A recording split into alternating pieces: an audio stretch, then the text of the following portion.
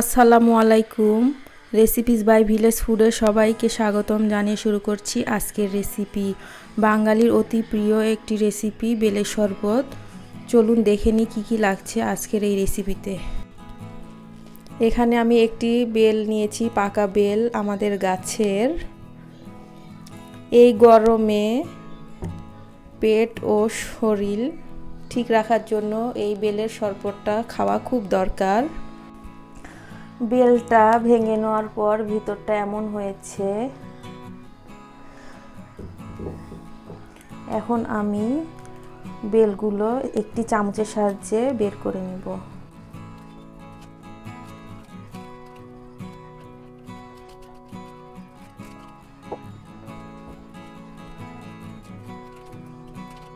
এখানে ভালোভাবে সব নিয়ে যাবে।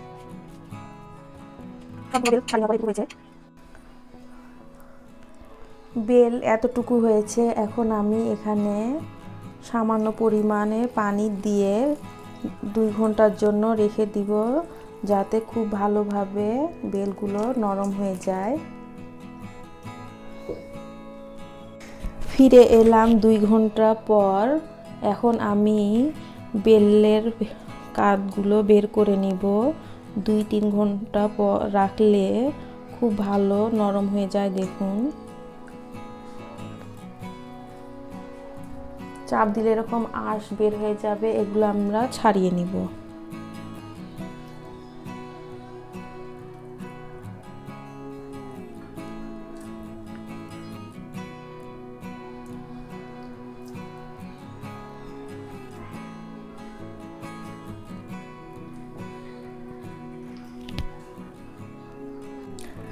বেলের জুস বের করা হয়ে গেছে।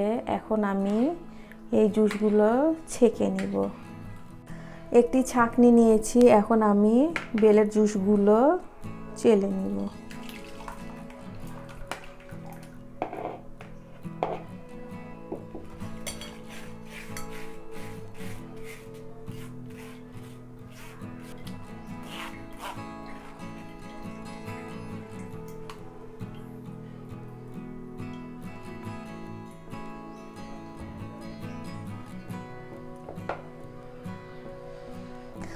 এখানে 2 গ্লাস পরিমাণে শরবত তৈরি করব। এর জন্য আমি এখানে চিনি দিয়ে দিলাম। চিনির মাপটা আমি বলছি না, আপনারা আপনাদের পছন্দ মতো স্বাদ অনুযায়ী দিয়ে দিবেন। এখানে মিষ্টির ব্যালেন্সের জন্য সামান্য পরিমাণে লবণ দিয়ে দিব। দিয়ে খুব ভালোভাবে মিশিয়ে নিব। এর ঘনত্বটা ঠিক এমন হবে। বেলের শরবত হয়ে গেছে। এখন আমি পরিবেশন করে নিব।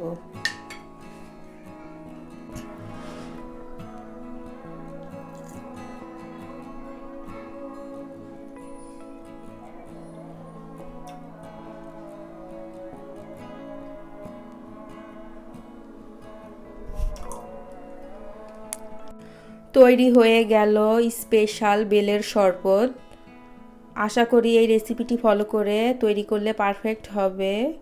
গরমের দিনে এই বেলের শরবতটি শরীরকে চাঙ্গা করে। অবশ্যই বাসায় তৈরি করবেন। আজ এই পর্যন্তই। সবাই ভালো থাকবেন। আল্লাহ হাফেজ।